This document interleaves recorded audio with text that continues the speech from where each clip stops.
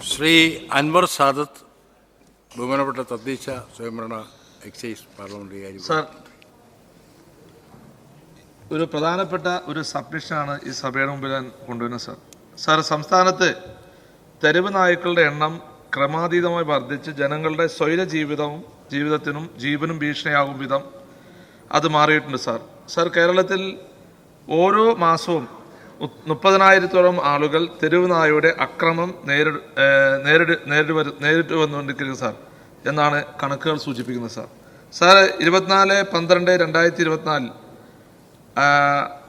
ആറാട്ടുപുഴയിൽ ഒരു മാതാവിന് ഒരു തെരുവ് നായ ആക്രമണത്തിൽ ജീവൻ തന്നെ നഷ്ടപ്പെടുന്ന സാഹചര്യം ഉണ്ടായി. സാർ 2024 നായയുടെ കടിയേറ്റ ചികിത്സ തേടിയവരുടെ എണ്ണം 3,16,793 പേരാണ്. സാർ ഈ വർഷം പേവിഷബാധയേറ്റത് 26 പേർ മരണമടഞ്ഞു. സാർ അതിൻ്റെ മൊത്തം കണക്കെടുക്കുമ്പോൾ 2023 3,06,427 പേര്, 25 പേർ പേവിഷയ കൊണ്ട് മരണമടഞ്ഞു. സാർ 2022 2,88,866 പേർ, 27 പേർ പേവിഷ കൊണ്ട് മരണമടഞ്ഞു. സാർ അങ്ങനെ 2021, 2020, 2019, 2018 ഒക്കെ ഇതുപോലെ ലക്ഷക്കണക്കിന് പേരാണ് ചികിത്സ തേടിയെത്തിയെന്ന് നമുക്ക് കണക്കുകൾ സൂചിപ്പിക്കും.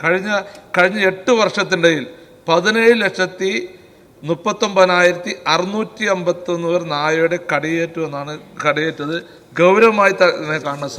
സാർ തെരുവ് നായ്ക്കൾ അക്രമം കേരളം അതീവ ഗൗരവത്തോടെ പരിഹരിക്കേണ്ട ഒരു പൊതുജന ആരോഗ്യ പ്രശ്നമായി മാറിയിരിക്കുകയാണ്.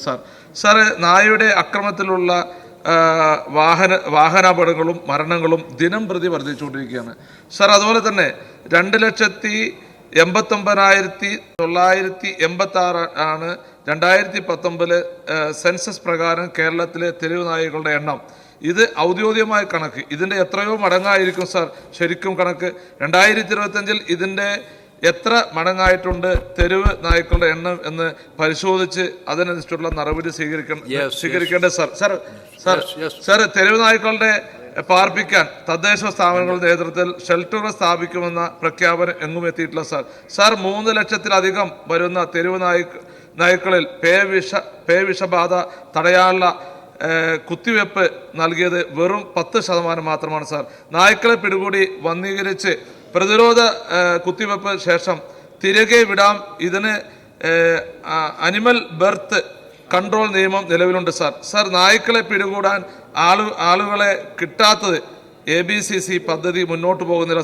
സാർ 3 ലക്ഷത്തിലേറെ തെരുവ് നായ്ക്കളുള്ള കേരളത്തിൽ വന്ധീകരണം നടത്തിയത് ചെറിയ ശതമാനത്തിൽ മാത്രമാണ്. സാർ സംസ്ഥാനത്ത് 3 ലക്ഷത്തിലധികം വരുന്ന സാർ ഇത് വളരെ പ്രധാനപ്പെട്ട വിഷയം. സാർ സംസ്ഥാനത്ത് 3 ലക്ഷത്തിലധികം വരുന്ന തെരുവ് നായ്ക്കളുടെ പേവിഷബാധ തടയാനുള്ള കുത്തിവെപ്പ് നൽകിയത് വെറും 10% മാത്രമാണ്. സാർ 32,061 എണ്ണത്തിലാണ് 10 മാസത്തിനകം തീവ്ര വാക്സിൻ ക്യാമ്പയിനിൽ കുത്തിവെപ്പ് നൽകിയത്. സാർ 8 ലക്ഷത്തിലധികം വളർത്തുനായ്ക്കൾ ഉണ്ടെങ്കിലും വാക്സിൻ എടുത്തത് 4,38,471 എണ്ണത്തിന് മാത്രമാണ്. സാർ മൃഗസംരക്ഷണ വകുപ്പ്, തദ്ദേശ വകുപ്പ് സ്ഥാനങ്ങളും 2021 സെപ്റ്റംബറിൽ തുടങ്ങിയ ക്യാമ്പയിൻ ഈ അവസരത്തിലാണ് ഈ അവസ്ഥയിലാണ്. സാർ വ്യക്തിയുടെ ജീവനും സ്വാതന്ത്ര്യവും അപഹരിക്കുവാൻ പാടില്ല എന്ന് ഭരണഘടനയുടെ ആർട്ടിക്കിൾ 21 പറഞ്ഞിട്ടുണ്ട്. സാർ ഇത് ഇവിടെ നായ്ക്കളുടെ അക്രമം കൊണ്ട് ഹനിക്കപ്പെടുന്ന സാഹചര്യമാണ്. സാർ ആയതിനാൽ ഇങ്ങനെ ഗുരുതരമായ പ്രശ്നം മനുഷ്യർ നേരിടുന്ന സാഹചര്യത്തിൽ വേണ്ടി വന്നാൽ നിയമനിർമ്മാണം കൊണ്ടുവന്ന് ഈ നായ്ക്കളെ കൊല്ലുവാനുള്ള നടപടി അത് അക്രമകാരികളായ നായ്ക്കളെ കൊല്ലുവാനുള്ള നടപടി സ്വീകരിക്കണം. സാർ ഈ നായ്ക്കളെ സ്നേഹിക്കുന്ന ഒത്തിരി ആളുകളുണ്ട്. ആ സ്നേഹിക്കുന്നവർ ആളുകൾ ഇവരെ സംരക്ഷിക്കാൻ പോലും തയ്യാറാകുന്നില്ല. സാർ ഇത് ഇന്നിപ്പോ നമുക്കറിയാം കുറെ ജനങ്ങൾ ഇപ്പൊ ആലുവയിൽ അടക്കമുള്ള ആളുകൾ രാഷ്ട്രപതിക്ക് നിവേദനം കൊടുക്കാൻ പോകണേ ഒരു രക്ഷമില്ലാഞ്ഞിട്ട്.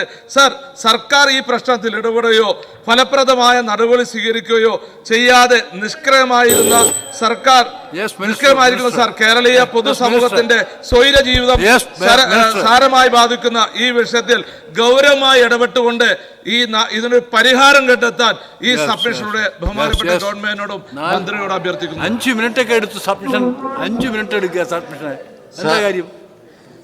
വളരെ ഗൗരവമുള്ള പ്രശ്നം തന്നെയാണ് ബഹുമാനപ്പെട്ട അംഗം ശ്രീ അൻവർ സാദത്ത് ഉന്നയിച്ചത്. പക്ഷേ അതിലും അവസാനം അദ്ദേഹത്തിൻ്റെ സങ്കുചിതമായ രാഷ്ട്രീയം കൊണ്ടുവന്നു എന്നേ ഉള്ളൂ. അദ്ദേഹം പറഞ്ഞത് സർക്കാർ എന്തോ നിഷ്ക്രിയത്വം കാണിച്ചു എന്നാണ്. സാർ, തെരുവ് പട്ടികൾക്ക് രാഷ്ട്രീയമില്ല, അവർ കടിക്കുന്നതിനും രാഷ്ട്രീയമില്ല. പാർട്ടി നോക്കിയിട്ടല്ല കടിക്കാറുള്ളത്. അപ്പോൾ അതിൽ ആ പ്രശ്നം ഉന്നയിക്കുമ്പോഴെങ്കിലും ഈ കക്ഷി രാഷ്ട്രീയം അതിൽ കലർത്താതിരിക്കാൻ അദ്ദേഹം ശ്രദ്ധിക്കേണ്ടതായിരുന്നു. ബാക്കി അദ്ദേഹം പറഞ്ഞ ഗൗരവം ഞാൻ ഉൾക്കൊള്ളുന്നു. സാർ, ഗവൺമെൻറ് നിഷ്ക്രിയമായിരിക്കുകയല്ല ചെയ്തത്, ഒട്ടേറെ നടപടികൾ സ്വീകരിച്ചു. ഇപ്പോൾ നമുക്ക് എന്താ ചെയ്യാൻ പറ്റുന്നത്? നിലവിലുള്ള ABC റൂൾസ് ഉണ്ട്, ആനിമൽ ബർത്ത് കൺട്രോൾ റൂൾസ്. അത് കേന്ദ്ര സർക്കാർ അംഗീകരിച്ചതാണ്. അത് പ്രകാരമേ നടപടി സ്വീകരിക്കാൻ പറ്റൂ. അദ്ദേഹം പറഞ്ഞു വേണ്ടി വന്നാൽ നിയമമുണ്ടാക്കണം. ഇവിടെയല്ല, കേന്ദ്ര സർക്കാരിൽ ABC റൂൾസ് റിലാക്സ് ചെയ്യുന്നതിന്, അതിനെ കൂടുതൽ ഫലപ്രദമാക്കി മാറ്റാൻ, ഈ നിയന്ത്രണം തെരുവ് നായ്ക്കളെ നിയന്ത്രിക്കുന്നതിന് ഉതകുന്ന തരത്തിലാക്കി മാറ്റാൻ ശ്രീ അൻവർ സാദത്തിന്റെ MP മാരാണല്ലോ കൂടുതലുള്ളത് കേരളത്തിൽ നിന്ന്. അവരോട് പാർലമെന്റിൽ ഇക്കാര്യം ഉന്നയിക്കാൻ ആവശ്യപ്പെടുന്നു. അതാണ് അദ്ദേഹം ചെയ്യേണ്ട കാര്യം. ഞാൻ ചുരുക്കി പറയാം, 3 കാര്യങ്ങളാണ് നമുക്ക് ചെയ്യാൻ പറ്റുന്നത്.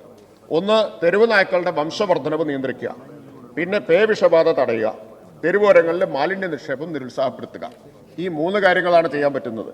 സർ, അതിന് ആവശ്യമായിട്ടുള്ള ഒരു ഉത്തരവിൻ്റെ അടിസ്ഥാനത്തിൽ മാർഗനിർദ്ദേശം പുറപ്പെടുവിച്ചിട്ടുണ്ട്. ABC പ്രോഗ്രാമാണ് വംശവർദ്ധനവ് നിയന്ത്രിക്കുന്നതിന് നടപ്പാക്കാൻ കഴിയുന്ന ഏക കാര്യം. തദ്ദേശ സ്വയംഭരണ വകുപ്പും തദ്ദേശ സ്വയംഭരണ സ്ഥാപനങ്ങളും മൃഗസംരക്ഷണ വകുപ്പും സംയുക്തമായിട്ടാണ് ആ പ്രവർത്തനം നടത്തിവരുന്നത്. മൃഗസംരക്ഷണ വകുപ്പ് സാങ്കേതിക സഹായം നമുക്ക് നൽകിക്കൊണ്ടിരിക്കുന്നുണ്ട്. നിലവിൽ സംസ്ഥാനത്ത് 15 ABC കേന്ദ്രങ്ങൾ പ്രവർത്തിച്ചു വരുന്നുണ്ട്. പുതിയ കേന്ദ്രങ്ങൾ തുടങ്ങുന്നതിന് നടപടിയും സ്വീകരിക്കുന്നുണ്ട്. ഇപ്പോൾ ഇവിടെ അദ്ദേഹം പറഞ്ഞു ഈ ഷെൽട്ടർ തുടങ്ങുമെന്ന് പറഞ്ഞു, നടന്നില്ല. ഷെൽട്ടർ മാത്രമല്ല, ABC കേന്ദ്രവും ഷെൽട്ടറും തുടങ്ങുന്നതിന് ഏക തടസ്സം എന്താണ്? ഫണ്ട് തടസ്സമല്ല, തദ്ദേശ സ്ഥാപനങ്ങൾ പ്രോജക്റ്റ് വെച്ചിട്ടുണ്ട്. തടസ്സം പ്രാദേശികമായി ജനങ്ങളുടെ എതിർപ്പാണ്. അതുകൊണ്ട് എനിക്ക് അഭ്യർത്ഥിക്കാനുള്ളത്, ആലുവയിൽ ഒരു ABC കേന്ദ്രവും ഷെൽട്ടറും തുടങ്ങാൻ ശ്രീ അൻവർ സാദത്ത് മുൻകൈയെടുത്ത് കേരളത്തിനൊരു മാതൃക അദ്ദേഹം സൃഷ്ടിക്കണം എന്നാണ് എനിക്ക് അഭ്യർത്ഥിക്കാനുള്ളത്. ജനങ്ങളെ ബോധ്യപ്പെടുത്തണം. പ്രാദേശികമായി ഇപ്പോൾ ആളുകൾക്ക് പട്ടികടി കൊള്ളാൻ പറ്റില്ല, എതിർപ്പ് വരും, സ്വാഭാവികമാണ്. പക്ഷേ പട്ടിയെ നിയന്ത്രിക്കണമെങ്കിൽ, തെരുവ് പട്ടിയെ നിയന്ത്രിക്കണമെങ്കിലുള്ള മാർഗം എന്താ? ABC കേന്ദ്രം ആരംഭിക്കുകയാണ്. ABC കേന്ദ്രം ആരംഭിക്കാൻ വന്നാലോ അതും സമ്മതിക്കില്ല. ഈ സ്ഥിതി വന്നാൽ ഉണ്ടാകുന്ന ബുദ്ധിമുട്ടാണ്. അല്ലാണ്ട് സർക്കാരിൻ്റെ നിഷ്ക്രിയത്വം കൊണ്ടല്ല. തദ്ദേശ സ്ഥാപനങ്ങൾ പ്രോജക്റ്റ് വെച്ചിട്ടുണ്ട്, എതിർപ്പ് കാരണം നടപ്പാക്കാൻ കഴിയുന്നില്ല. അപ്പം അതിന് ബഹുമാനായിട്ടുള്ള MLA അദ്ദേഹം ഈ വിഷയത്തിൽ വളരെ ആത്മാർത്ഥമായിട്ട് ഇടപെടുന്നത് കൊണ്ട് തന്നെ ഏറ്റവും ആദ്യം ആലുവയിൽ ഇത് തുടങ്ങാനുള്ള മുൻകൈ അദ്ദേഹത്തിന്റെ ഭാഗത്തുനിന്ന് ഉണ്ടാവുമെന്ന് ഞാൻ പ്രതീക്ഷിക്കുകയാണ്.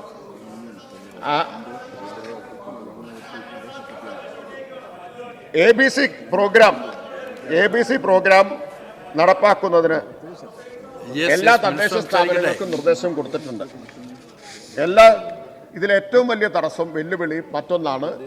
ABC റൂൾസ് റിലാക്സ് ചെയ്യണമെന്നാണ് നമ്മൾ ആവശ്യപ്പെട്ടു. കേന്ദ്രം കൂടുതൽ കർക്കശമാക്കി. ഞാനിവിടെ ഈ സഭയിൽ തന്നെ വിശദീകരിച്ചതാണ്. സാർ, ഒരു ABC കേന്ദ്രത്തിൽ ഒരു തെരുവ് പട്ടിയെ വന്ധ്യംകരണം ചെയ്യണമെങ്കിൽ ശ്രീ PK ബഷീർ ശരിയായിട്ട് മനസ്സിലാക്കണം. അദ്ദേഹത്തിന് താല്പര്യമുള്ള വിഷയമായതുകൊണ്ടാണ് ഞാൻ പറഞ്ഞു. ഈ ഒരു തെരുവ് പട്ടിയെ വന്ധ്യംകരണം ചെയ്യണമെങ്കിൽ അതിന് എയർ കണ്ടീഷൻ വേണം. എയർ കണ്ടീഷൻ സൗകര്യമുള്ളതായിരിക്കണം ഈ ഓപ്പറേഷൻ തിയേറ്റർ. അതുപോലെ ഒരു നിശ്ചിത വർഷത്തെ എക്സ്പീരിയൻസ് ഉള്ള ഡോക്ടറായിരിക്കണം ഉണ്ടാവേണ്ടത്. 2, സർജറി കഴിഞ്ഞാൽ 6 ദിവസം ഇതിനെ സംരക്ഷിക്കണം. മുറിവുണങ്ങി ശേഷം മാത്രമേ പുറത്തുവിടാൻ പാടൂ. പിന്നെ റെഫ്രിജറേറ്റർ വേണം. ഒരു ABC കേന്ദ്രത്തിൽ റെഫ്രിജറേറ്റർ വേണം.